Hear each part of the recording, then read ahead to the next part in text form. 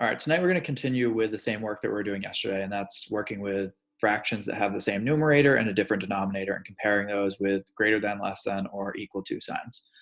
So making some inequality statements about them. Let's pull up a screen here and get started. The lesson tonight is really not much different than the one that we did yesterday. So lesson 29 and 28 are very similar. So basically, we'll keep this one short, and I'll just give you guys some more examples to work through. And if you have any questions, as always, just let me know, and we'll talk about them in Zoom, or I can answer questions with other videos if you need that. Let's take two rectangles to start. We're going to make sure they're the same size, like these are. Let's double check that. I can make this one slightly bigger.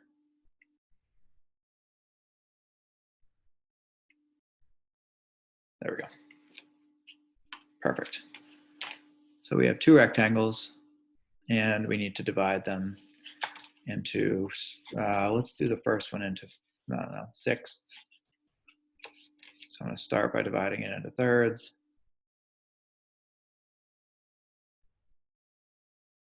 And then I'm going to divide each third in half. That's not where that should have been.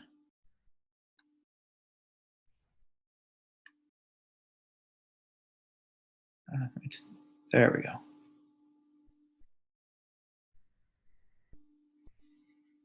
Sorry, this is taking longer than it should. There we go. And then we'll turn this into sixths.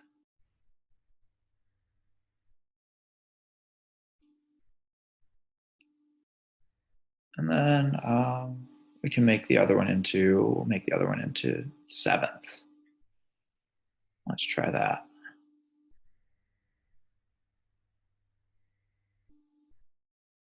Two,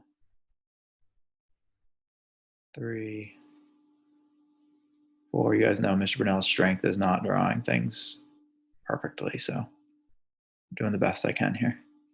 1, 2, 3, 4, 5. We're gonna have to move some of these over.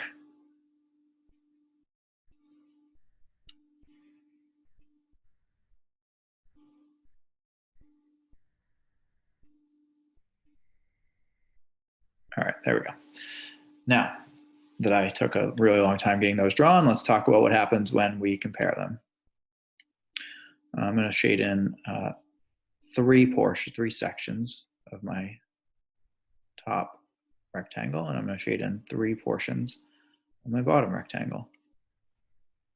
So in this first one, the top one, I shaded in 3 out of 6, or 3/6. And in the bottom one, remember I divided that into sevenths, so I shaded in 3/7. So we now can compare these two things. And when you have the visual here, it's really easy to see. I mean, I can obviously see that 3/6 has more stuff colored than 3/7, so that one's bigger. 3/6 is greater than 3/7. That's easy to see with a picture, right? Like we can just look at it and see it. But you're not always going to have a picture, and we talk about efficiency all the time in math, and it's not always efficient to draw a picture. So, you know, when you're in like 9th grade and you get 2 fractions, you're not going to need to sit down and draw a rectangle to decide, and shade in parts to see which one's bigger. You have that trick that we learned last night, and that trick is this: you can look at if the numerators are the same, the top number are the same, you just look at the bottom numbers, and whatever one has the lower bottom number, the lower denominator, that's the bigger fraction, because that whole has been divided less times. That whole has been split into less pieces. So that means each piece is bigger. Think of it like a cake.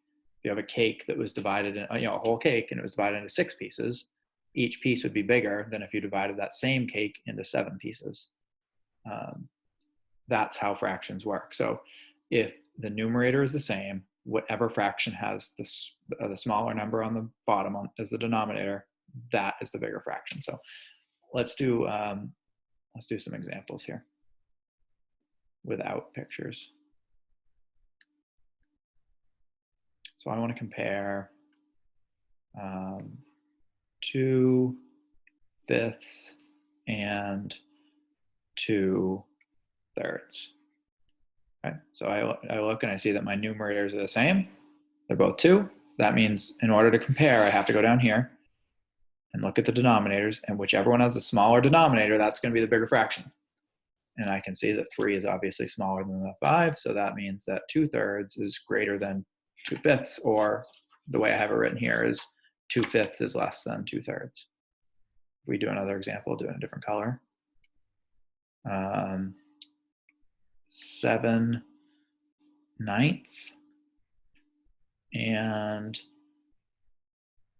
7/10. Okay, so they both have 7 in the numerator.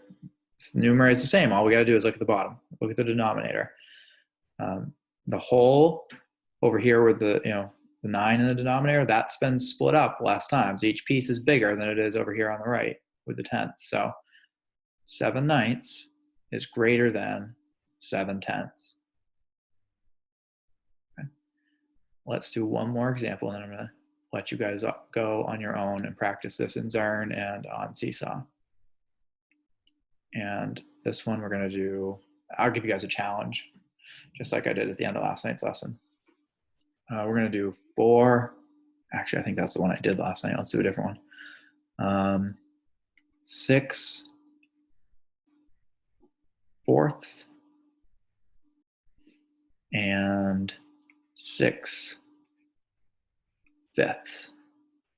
Okay, so every other example I've given you so far has been with fractions less than 1, but this one isn't. Both of these fractions are greater than 1, and the way I know that is that the numerator is bigger than the denominator in both cases. So I have to compare 6/4 to 6/5. The same rule applies. Doesn't matter if the fraction's less than 1 or greater than 1. If the numerators are the same, which they are in this case, they're both 6, then you check out the denominators, and whichever one is smaller, that one has the bigger pieces, that one's the bigger fraction. So in this case, 6/4 is greater than 6/5. I'll actually draw a picture and show you why that's the case on this one. All right, so I have 2 rectangles here to represent my 2 things there. I'm getting pretty good at drawing rectangles that are the same size. Those are perfect. I'm going to divide my first one into, oh, actually, you know what? I'm going to need 2 rectangles for each one, actually.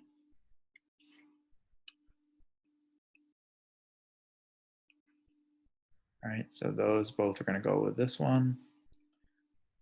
And then I really wish there was a copy paste feature on this. It would make my life a lot easier when I'm drawing examples for you guys.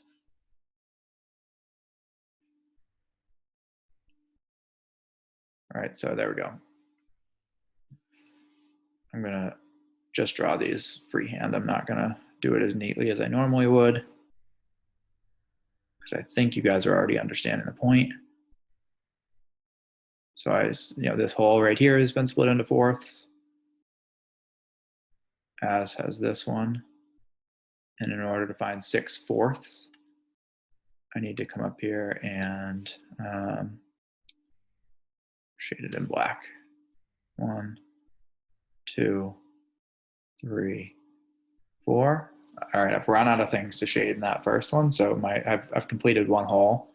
I have to go down here, 5 and 6. All right, so there we go. That's 6/4. Now I can come over to my 5th example over here. Oops, wrong tool. 1, 2, 3. We draw 4 lines to make 5 spaces on both of these. This is not my best artwork, sorry for that. So again, this hole has been split, both of those holes have been split into 5 pieces. And then we can shade them in.